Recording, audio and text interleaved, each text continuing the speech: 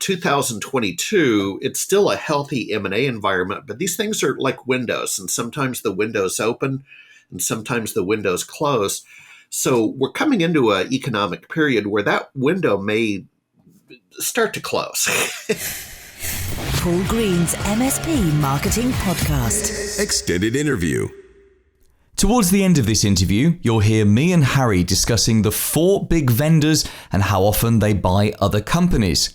Just to set some context to this, we recorded this interview at the start of April and before Kaseya announced its acquisition of Datto. I'm Harry Brelsford. I'm the founder of SMB Nation, and I do about 4 or 5 other side hustles. And you have so much going on, Harry. I know this because I actually appeared on your podcast a few months ago, and I was delighted when you said that you would come and appear on this podcast. We're going to talk about some of your side hustles later on. In particular, today, I want to talk to you about M&A, mergers and acquisitions, and what's happening in our world with M&A amongst MSPs. Before we do, just tell us a little bit more about you. So who are you? Tell us the full story, the full Harry story. Well, early Microsoft vendor, started in 1989. I was on the Excel 3.0 team with the Lotus Macro Interpreter. That led to getting involved in Windows Server, Windows Small Business Server behind the scenes in 97. And that's where I built my reputation. So my company, SMB Nation, was built around being a community for small business server. And it was all fine and good until 2014 when Microsoft finally permanently removed the product from the market to push you to Office 365 consumption. So I've got on to do other things, an analytics startup and 2 or 3 other things we'll talk about later. But yeah, career in technology, did a bunch of books along the way for Microsoft Press, and then finally started self-publishing. The last book I did was the Pocket MBA. So I kind of broke away from strict technology resource kits to kind of a crossover book about, a mini MBA. That's me. That's what an incredible career that you've had, and how rude of Microsoft to withdraw that server and take away the very thing that you were, arguably one of the leading experts on. That must have been, I guess you knew that was coming in 365, but it must have still been a shock when it happened. They started telegraphing about that in 2011 and did end of life and then finally end of support. And it was pretty much over at that point, but is a heck of a run. Yes, I bet it is. So let's talk about M&A. You are involved with some mergers and some acquisitions that are happening right now in the US. Certainly, as I look to the US and here where I'm based in the UK, we can see that there's a lot of M&A activity happening right now. So you've got, you'll tell me please if this is what's happening in the US, but certainly here in the UK, we're seeing 2 principal things happening at the same time. So one is the rise of super MSPs. Mm-hmm. So these are companies that are fairly large to start with, and then they're acquiring other sizable MSPs. And I'm not quite sure if they're venture capitalist backed or whether they're just doing it through other funding means. But that's one thing. At a smaller level, I'm seeing lots of MSPs that are 10, 15 years old realize that actually acquiring someone else's clients is a faster and somewhat, I wouldn't say easier, but it's a faster route of growth than organic growth.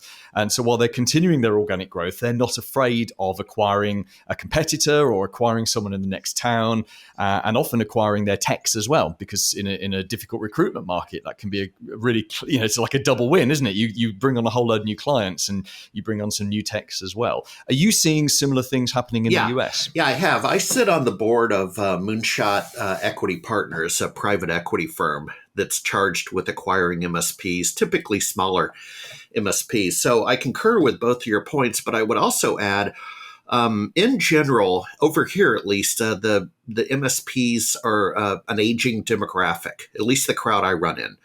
And so now there's, talk about, well, what's my exit, right? And the exits can be glorious, or they can be surprisingly low, depending on how you structure your business.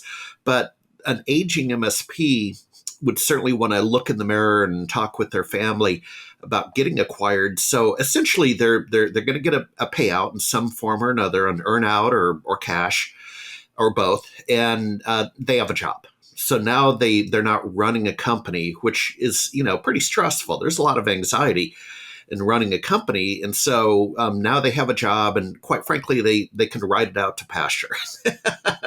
The other thing we're seeing is with the low cost of funds.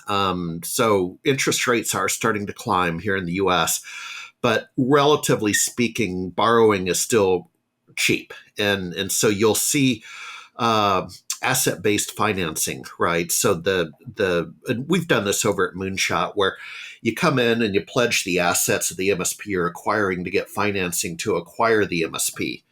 And so that's a positive trend right now, but that is changing, right? So that's kind of one of my talking points is, 2022, it's still a healthy M&A environment, but these things are like windows, and sometimes the windows open and sometimes the windows close.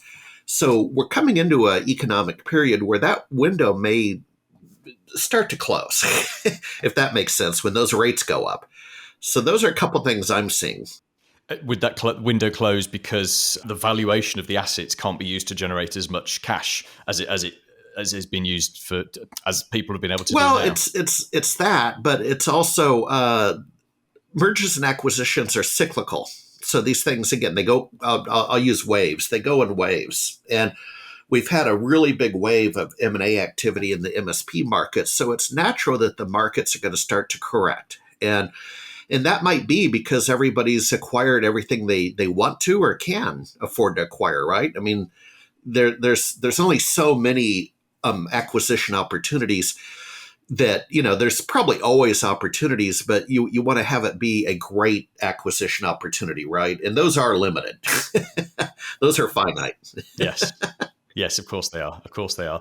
And certainly in terms of, and I'm not asking you in any way to talk about specific deals or numbers or anything like that, but in terms of your work on the board of a company that's acquiring MSPs, is there a specific type of MSP that they're looking for? So, for example, are they looking for lots of monthly recurring revenue, or is it work within specific verticals or niches? What's of interest to people right now? Yeah. No, you hit on one of them. So, recurring revenue is the gold standard. But as we've looked at some deals, you'd be surprised how not everybody's 100% recurring revenue, right? There's still some break fix. There's still some project work.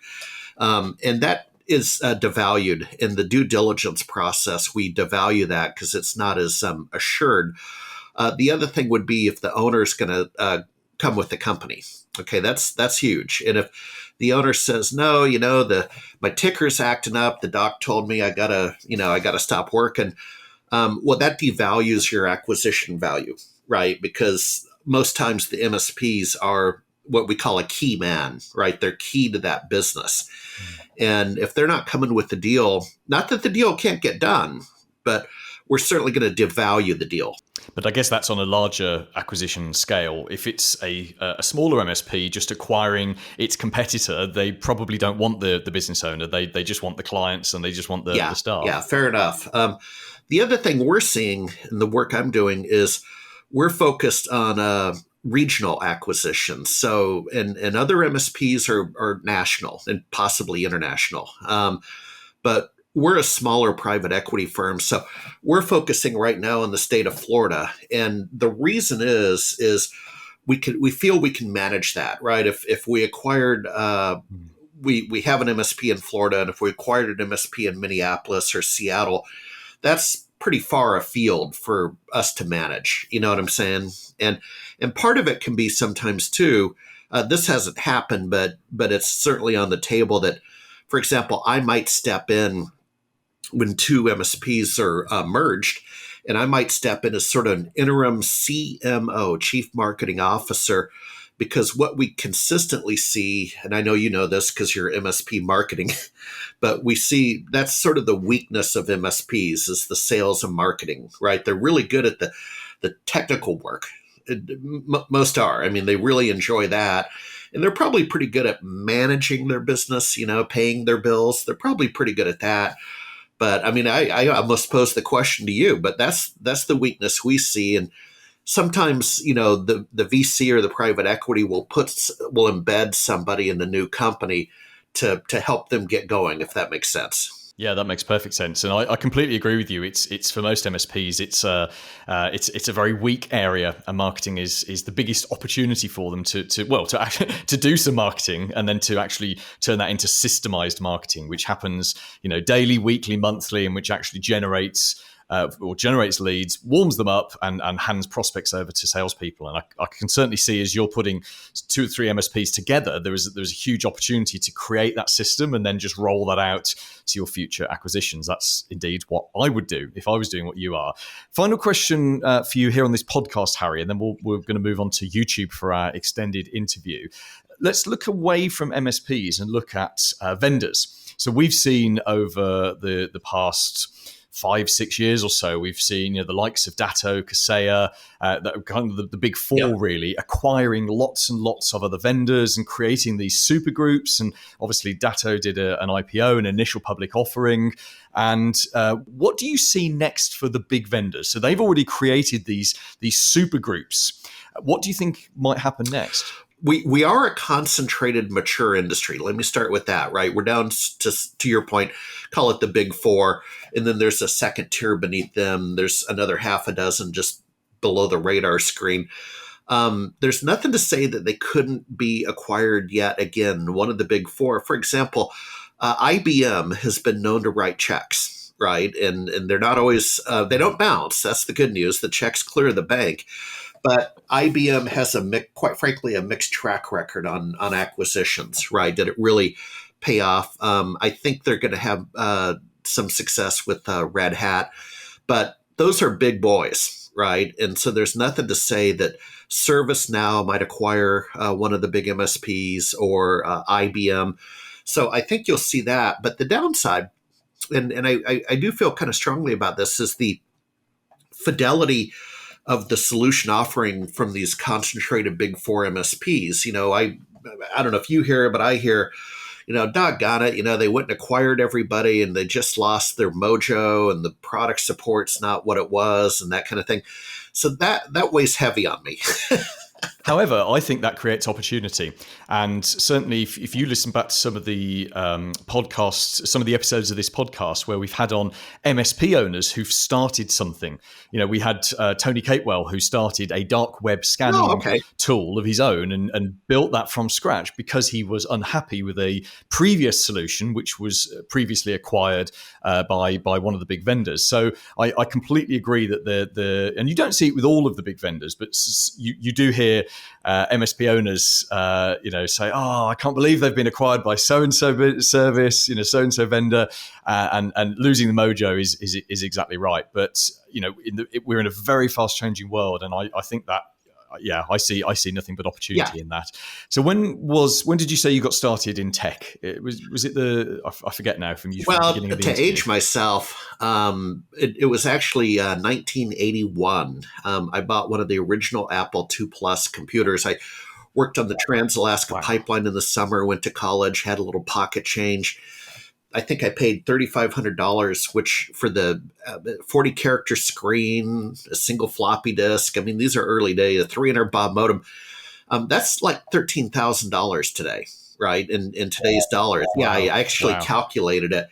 But that changed my world. And I just knew, having a childhood of hyperactivity or ADHD, and I still have a little of that. That's why I'm an entrepreneur. But it just, computers and me, I mean, I instantly knew this is it. And so people would come over to my apartment to use the computer to dial into the VAX machine for programming so they didn't have to sit in the hallway at midnight waiting for their computer time. And so off to the races, did a round with the early Macintosh, and then moved to Seattle in 89 and obviously cut over to Windows. Seattle's kind of a Windows town.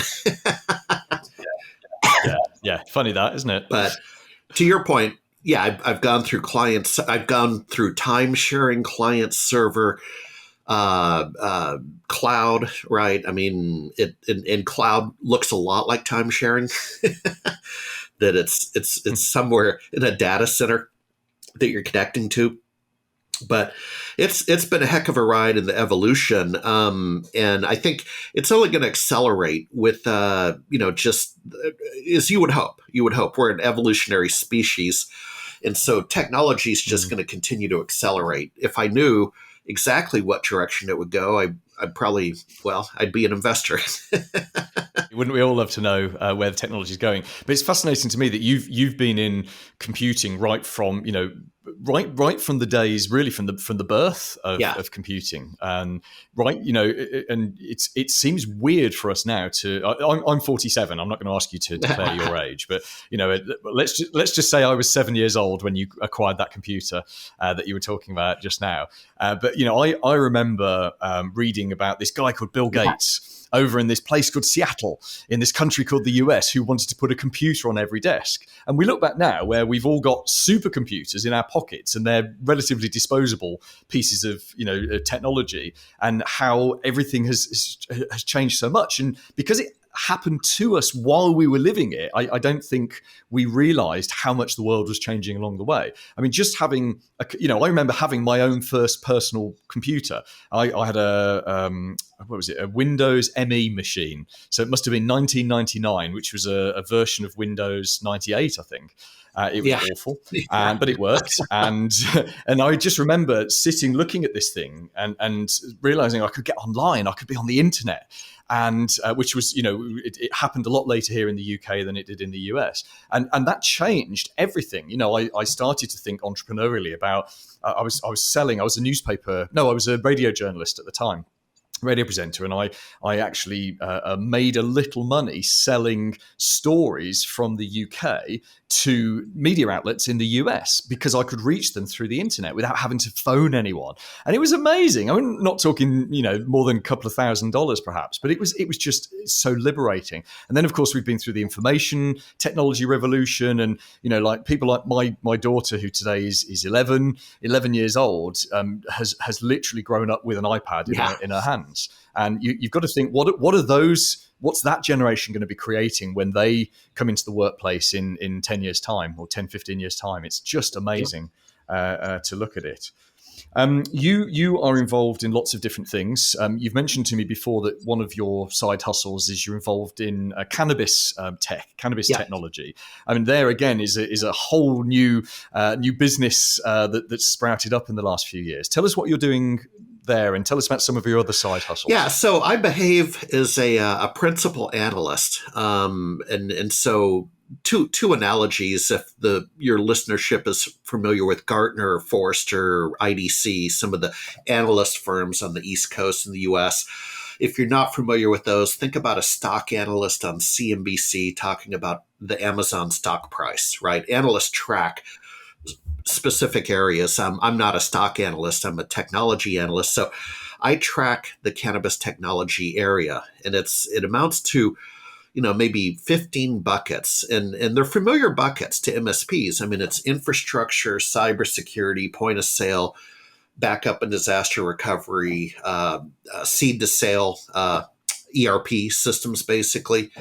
And so it's a natural act for me, right? Call it a first career in hardcore technology. And then 6 years ago, when I exited the analytics firm, which was really cool, I really enjoyed that gig. But I started getting my head into the cannabis technology sector because Seattle went legal in 2011. If you can believe it, we're in our 11th year of legal adult use. And Seattle had Microsoft and Amazon. So it was a natural act, right? A lot of developers left Microsoft and started their own little startups in the cannabis technology area. And it's changing very quickly. It's a really dynamic field. Quite frankly, Paul, it really reminds me of early small business server, that early era in the late 90s when we were changing the world and inventing stuff and helping each other. In the cannabis technology space, it's anything but concentrated and mature.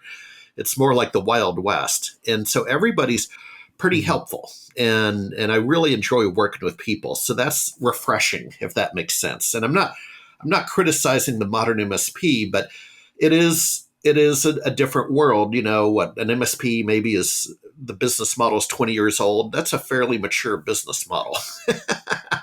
So, but yeah, my clients are private equity, VCs, investors, but most of my clients are ISVs, and especially foreign independent software vendors, one from Germany and one from Japan, that want to enter the space. And by their own admission, they tell me, we don't know what we're doing.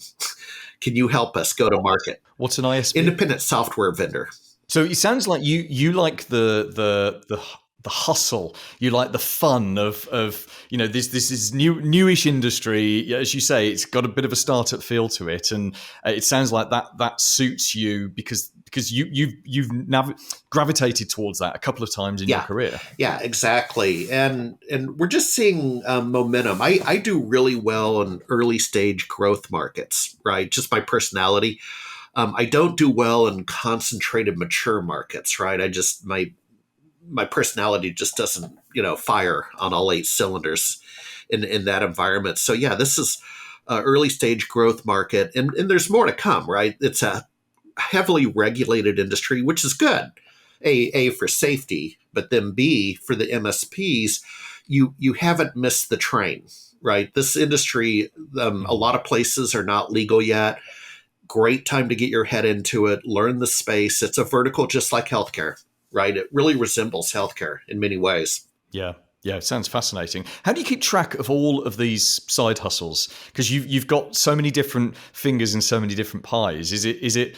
I don't really mean the physical time you spend on them, but how do you keep track of them in? I use Trello, a Scrum project management package, which is, it's a little bit like moving yellow stickies around your desk, right? And you make these little cards in Trello, and you move it from not started to in process to completed.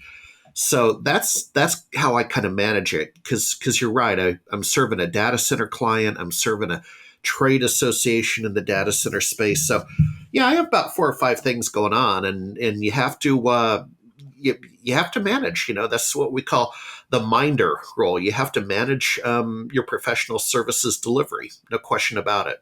Let's just finish off talking about. You mentioned earlier that you wrote a book. I think you said around about 20 years ago, called The Pocket MBA. Tell us about that. Let me clarify. So I wrote a book about 20 years ago called SMB Best Practices, and it was one of my first business books.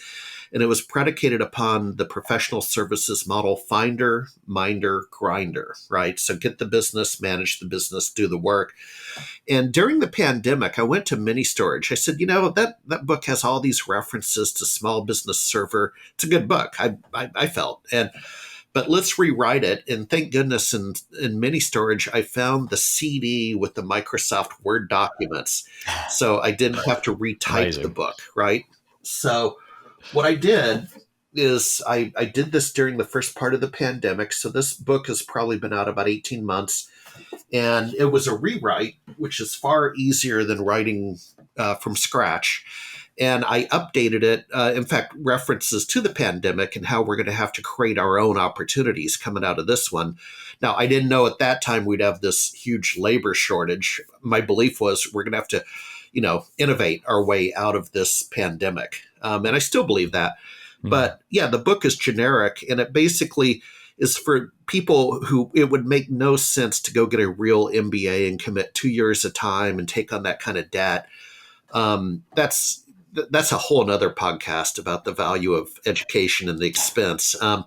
But for $59.95, you get a book that should be on your bookshelf. It shouldn't be the only book you have. And I feel strongly there's other MSP business books. There's a lot of business books in the nonfiction category. So, you should be reading 3 or 4 books a year, right? I just hope that maybe mine's under your consideration as one of them. And is it on Amazon? Yeah, it is. It is. Or pocket.mba. I have a vanity domain name, pocket.mba. Love it. That's such a great domain name. Well, I'll tell you what we'll do, Harry. In the YouTube links below the video, we'll put links to the book on Amazon. Harry, you've been so generous with your time. Thank you so much. Just remind everyone how they can get in touch with you. Yeah, my preferred method is LinkedIn. So Harry Brelsford on LinkedIn. You'll hopefully recognize my face from the profile photo. Let's link up. Let's do good business, and we'll take it from there. Paul Green's MSP Marketing Podcast. Extended interview.